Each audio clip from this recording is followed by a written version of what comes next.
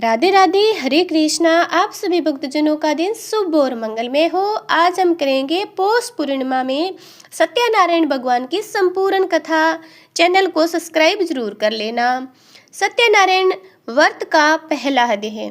एक समय की बात है, ऋषि रण तीर्थ में सुनकादि 88 ऋषियों ने सूत जी से पूछा, हे प्रभु, इस कलयुग में वेद विद्या रहित मनुष्यों को प्रभु भक्ति किस प्रकार मिल सकती है?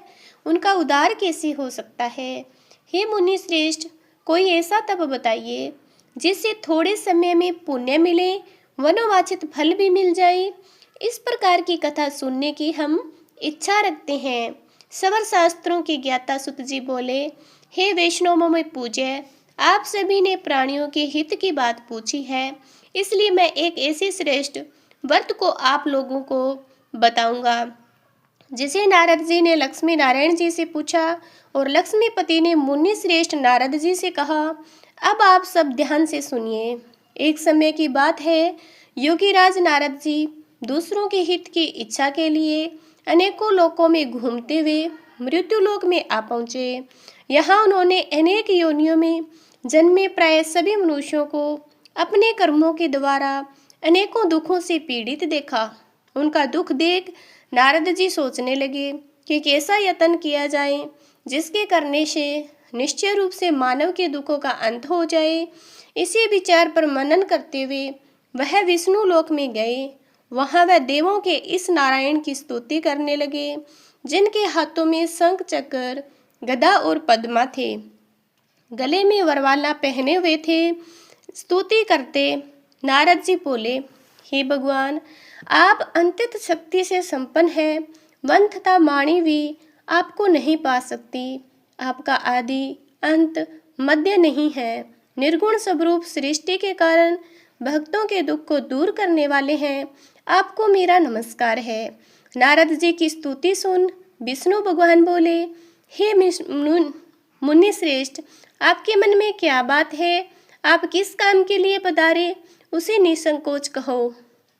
इस पर नारद मुनि बोले कि मैं मृत्युलोक में अनेक योनियों में जन्मे मनुष्य अपने कर्मों के द्वारा अनेकों दुख से दुखी हो रहे हैं। हे नाथ, आप मुझ पर दया रखते हैं तो बताइए कि वो मनुष्य थोड़े प्रयास से ही अपने दुखों से कैसे छुटकारा पा सकते हैं। श्री हरि बोले, हे नारद, मनुष्यों की भलाई के लिए तुमने बहुत अच्छी बात पूछी है। जिसके करने से मनुष्य मोह से छूट जाता है, वह बात मैं कहता हूँ, उसे सुनो। स्वर्ग लोक व मृत्यु लोक दोनों में एक दुर्लभ उत्तम व्रत है जो पुण्य देने वाला है। आज प्रेमवश होकर मैं तुमसे कहता हूँ, श्री नारायण भगवान का यह व्रत अच्छी तरह से विधान पूर्वक करके मनुष्य तुरंत यह सुख भोग कर मरने पर मोक्ष पाता है। श्री हरि के वचन सुन नारद जी बोले कि उस व्रत का फल क्या है और उसका विधान क्या है? यह व्रत किसने किया था? इस व्रत को किस दिन करना चाहिए? सभी कुछ विस्तार से बताएं। नारद की बात सुनकर श्री हरि बोले, दुख व शोक को दूर करने वाला, यह सभी स्थानों पर विजय दिलाने वाला है। मानव को भक्ति व श्रद्धा के साथ शाम को श्री सत्यनारायण की पूजा धर्मपरायण होकर ब्राह्मणों व बंधुओं के साथ करनी चाहिए। भक्ति भाव से नैवेद्य, केले का फल, घी, दूध और गेहूं का आटा स्वाया ले। गेहूं के स्थान पर साटे का आटा ले। शक्कर तथा गुड़ लेकर सभी भक्षण योग्य पदार्थों को मिलाकर भगवान का भोग लगाएं। ब्राह्मणों सहित बंधुओं को भी भोजन कराएं। उसके बाद स्वयं भोजन करें। भजन कीर्तन के साथ भगवान की भक्ति में लीन हो जाएं। इस तरह से सत्यनारायण भगवान का यह व्रत करने पर मनुष्य की सभी सारी इच्छाएं निश्चित रूप से पूरी होती है। इस कलिकाल कलयुग में मृत्युलोक में मोक्ष का यही एक सरल उपाय है। इसी प्रकार से हमारा पहला अध्याय संपूर्ण होता है। बोलिए श्री सत्यनारायण भगवान की जय।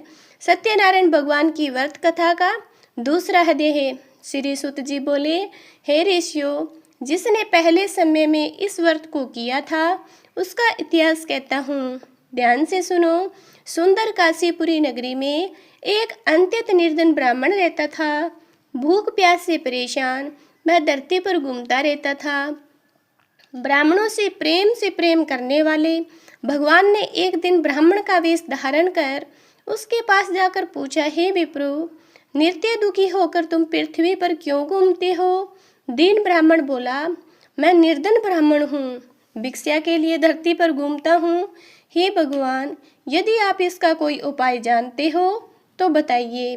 वृद्ध ब्राह्मण कहता है कि सत्यनारायण भगवान मनोवांछित फल देने वाले हैं, इसलिए तुम उनका पूजन करो। इसे करने से मनुष्य के सभी दुखों से मुक्ति हो जाती है।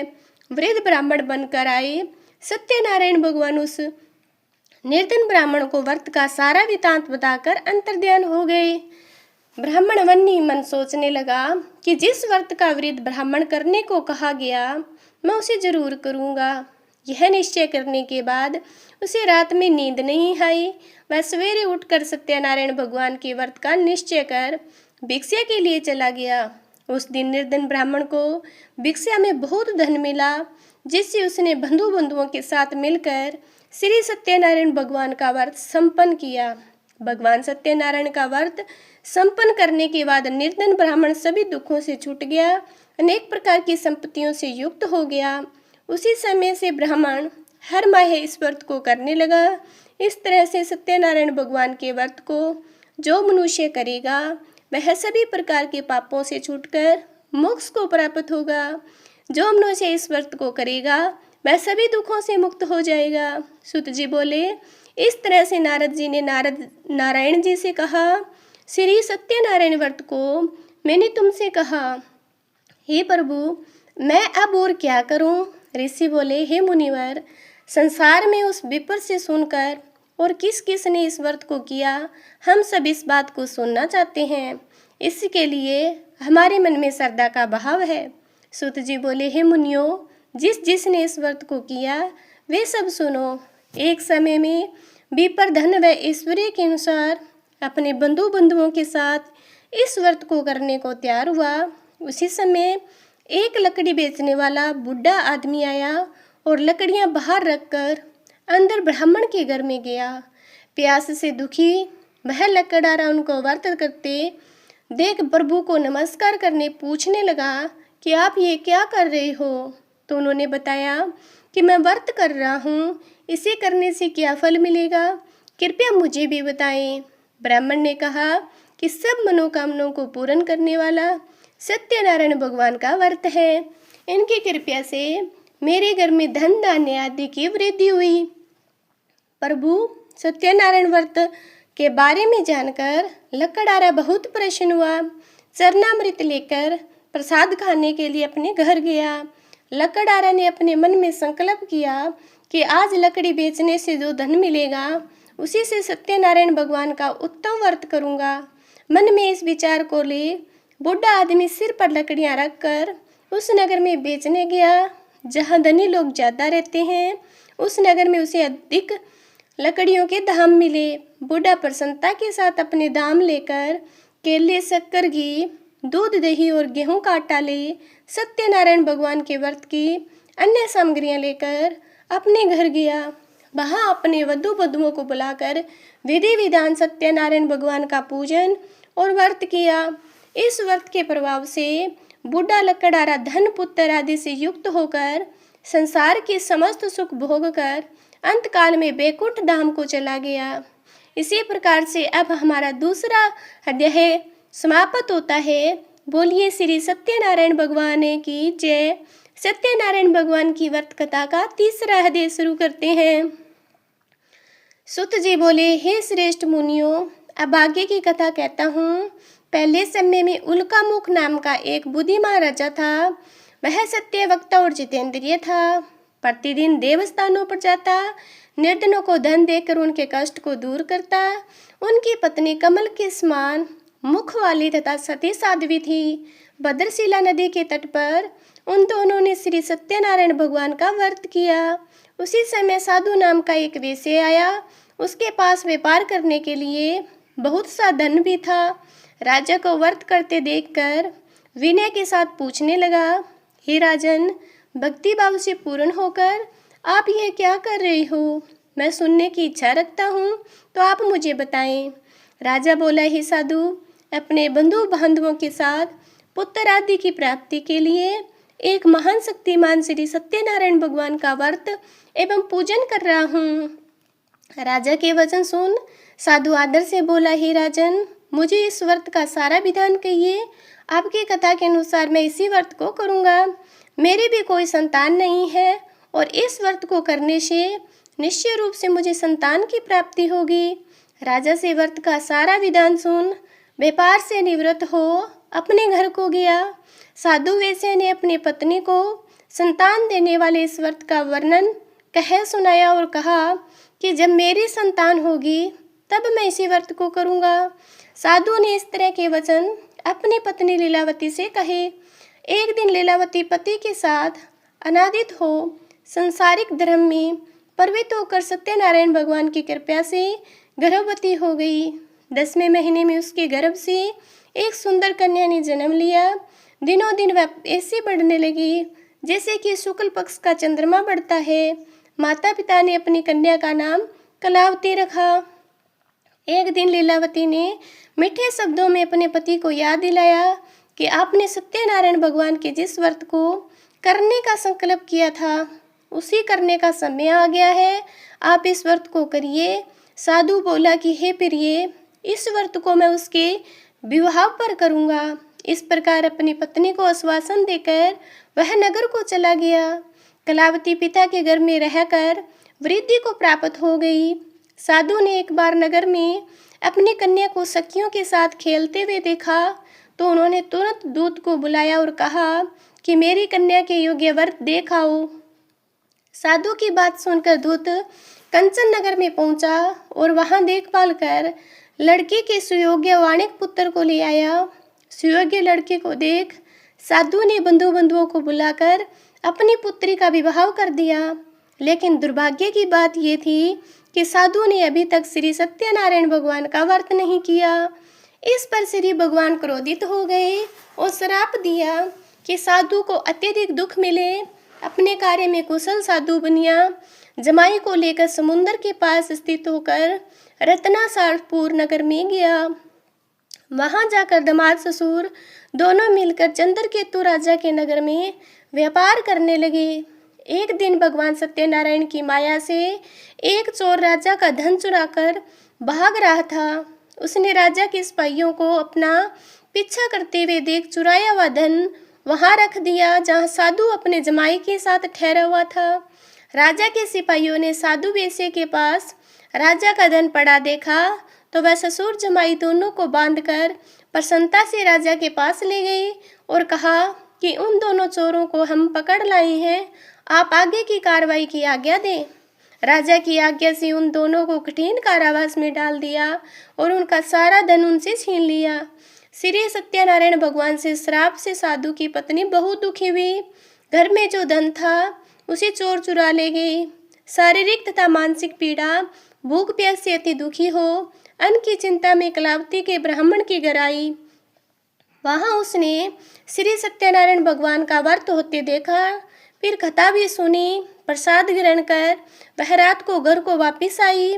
माता कलावती से पूछा कि हे पुत्री, अब तक तुम कहाँ थी? तेरे मन में क्या है?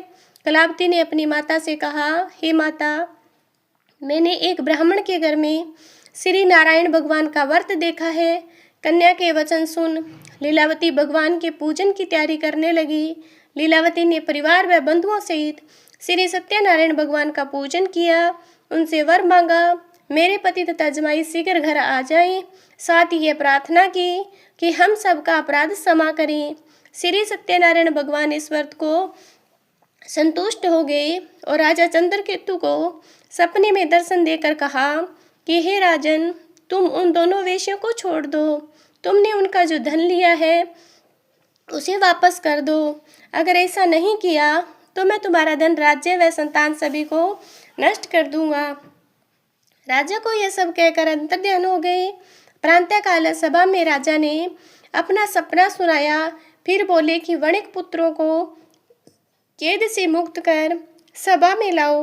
दोनों ने आते ही राजा को प्रणाम किया।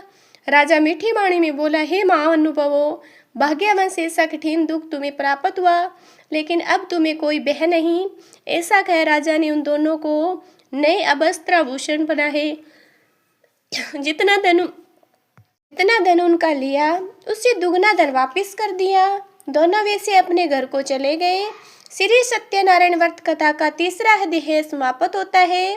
बोलिए श्री सत्यनारायण भगवान की जय। सत्यनारायण भगवान की व्रत कथा का अध्याय शुरू होता है चौथा। सुत जी बोले, वैसे ने मंगलाचार कर अपनी यात्रा आरंभ की, अपने नगर की ओर चल दिए। उनके थोड़ी दूर जाने पर एक दंडी वेशधारी श्री सत्यनारायण ने उनसे पूछा, हे साधु, तेरे नाम में क्या है? अभी वणिक हंसता हुआ बोला, हे दंडी, आप क्यों पूछते हो? क्या धन लेने की इच्छा है? मेरे नाम में बेल व पत्ते भरे हुए हैं। वेश्या के कठोर वचन सुन भगवान बोले, तुम्हारा वचन सत्य हो। दंडी ऐसे वचन कह वहां से दूर चले गए। कुछ दूर जाकर समुद्र के किनारे बैठ गए। दंडे के जाने के बाद साधु ने वेश्या को नृत्य क्रिया के पश्चात नाव को ऊंची उठते देखकर अचंबा माना और नाव में बेल पत्ते आदि देखकर मूर्छित होकर जमीन पर गिर पड़ा। मूर्छा खुलने पर अंततः शोक में डूब गया।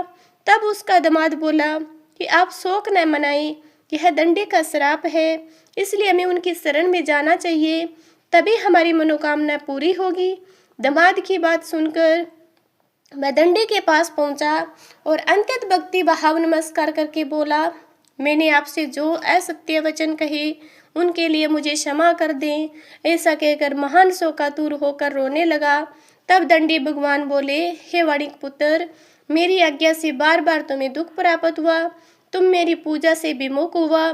साधु बोला, हे भगवान, आपकी माया से ब्रह्मा आदि देवता भी आपके रूप को नहीं जानते, तब मैं अज्ञानी कैसे जान सकता हूँ? आप प्रसन्न होइए, मैं स्मृति के अनुसार आपकी पूजा करूँगा, मेरी रक्षा करो, पहले के समान नौका में धन भर दो। साधु वैसे के भक्तिपूर्व वचन सुनकर भगवान प्रसन्न हो उनकी इच्छा के अनुसार वरदान देकर अंतर्ध्यान हो गए। ससुर जमाई जब नाव पर आई तो नाव धन से भरी हुई थी। फिर वही अपने अन्य साथियों के साथ सत्यनारायण भगवान का पूजन कर अपने नगर को चल दिए। जब नगर के नजदीक पहुँचे तो दूत को घर पर खबर करने के लिए भेज दिया। दूत साधु की पत्नी को प्रणाम करके कहता है कि हे मालिक, अपने दामाद सहित नगर के निकट आ गए हैं। दूत की बात सुन साधु की पत्नी लीलावती ने बड़े हर्ष के साथ सत्यनारायण भगवान का पूजन कर अपनी पुत्री कलावती से कहा कि मैं अपने पति के दर्शन को जाती हूँ, तो कार्य पूर्ण कर शीघ्र आ जा। माता के ऐसे वचन सुन कलावती जल्दी में प्रसाद छोड़ अपने पति के पास चली गई। प्रसाद की अवज्ञा के कारण श्री सत्यनारायण भगवान रुष्ट हो गए और नाव सहित उसके पत्नी को पानी में डुबो दिया। कलावती अपनी पति को वहां ना पाकर रोती हुई जमीन पर गिर गई। नौका को डूबा हुआ देख, कन्या को रोता हुआ देख साधु दुखी होकर बोला, हे प्रभु, मुझसे तथा मेरे परिवार से जो भूल हुई उसे क्षमा करें। साधु के दीन वचन सुनकर श्री सत्यनारायण भगवान प्रसन्न हो गए और आकाशवाणी हुई, हे साधु, तेरी कन्या मेरे प्रसाद को छोड़कर आई है, इसलिए उसका पति अदृश्य हो गया। यदि वह जाकर प्रसाद खाकर लौटती है तो उसे इसका पति अवश्य मिलेगा। ऐसी आकाशवाणी सुन कलावती घर पहुंचकर प्रसाद खाती है और फिर आकर अपने पति के दर्शन करती है। इसके बाद साधु अपने बंधुओं सहित श्री सत्यनारायण भगवान का विधि विधान से पूजन करता है। इस लोक का सुख भोग व अंत में स्वर्ग हो जाता है। श्री सत्यनारायण व्रत कथा का चौथा अध्याय संपूर्ण होता है। बोलिए श्री सत्यनारायण भगवान की जय। सत्यनारायण भगवान की व्रत कथा का 5वां अध्याय। सुत जी बोले, हे ऋषियों में और मैं भी आपको एक कथा सुनाता हूँ, उसे ध्यानपूर्वक सुनो। प्रजा पालन में लीन तुंगध्वज नाम का एक राजा था। उसने कभी भी भगवान का प्रसाद त्याग कर बहुत ही दुख सहन किया। एक बार वन में जाकर वन्य पशुओं को मारकर वह बड़ के पेड़ के नीचे आया। वहां उसने ग्वालों को भक्ति भाव से अपने बंधुओं सहित श्री सत्यनारायण भगवान का पूजन करते देखा। अभिमानवश राजा ने उन्हें देखकर पूजा स्थान में नहीं दिया, न ही उसे भगवान को नमस्कार किया। ग्वालों ने राजा को प्रसाद दिया, लेकिन उसे वह प्रसाद नहीं खाया और प्रसाद को वहीं छोड़ अपने नगर को चला गया। जब वह नगर में पहुंचा तो सब कुछ तहस नहस हुआ पाया। शीघ्र ही वह समझ गया कि यह सब भगवान ने ही किया है। वह दोबारा ग्वालों के पास पहुंचा, विधि पूर्वक पूजा करके प्रसाद खाया तो श्री सत्यनारायण भगवान की कृपा से सब कुछ पहले जैसा हो गया। दीर्घ काल तक सुख भोगने के बाद मरणोपरांत उसे स्वर्ग की प्राप्ति हुई। जो मनुष्य परम दुर्लभ इस व्रत को करेगा तो भगवान सत्यनारायण की अनुकंपा से उसे धन धान्य की प्राप्ति होगी। निर्धन धनी हो जाता है, वह मुक्त जीवन जीता है। संतानहीन मनुष्य को संतान सुख मिलता है और सारे मनोरथ पूर्ण होने पर मानव अंत काल में बैकुंठ को जाता है। सुत जी बोले, जिन्होंने पहले इस व्रत को किया, अब उनके दूसरे जन्म की कथा कहता हूँ। वृद्ध सतानंद ब्राह्मण ने सुदामा का जन्म लेकर मोक्ष की प्राप्ति की। लकड़हारे ने अगले जन्म में निषाद बनकर मोक्ष पाया। उल्कामुख नाम का राजा दशरथ होकर बैकुंठ को गए। साधु नाम के वेश्या ने मोर ध्वज बनकर अपने पुत्र को चीर कर मोक्ष पाया। महाराज तुंगध्वज ने स्वयंभू होकर भगवान में भक्ति युक्त होकर कर्म कर मोक्ष पाया। इसी प्रकार से सत्यनारायण भगवान का पांचों अध्याय समाप्त होता है। श्री सत्यनारायण भगवान की जय। और ये पांचों अध्याय संपूर्ण कथा आपको अच्छी लगी है तो चैनल को सब्सक्राइब करके एक प्यारा सा कमेंट जरूर करना।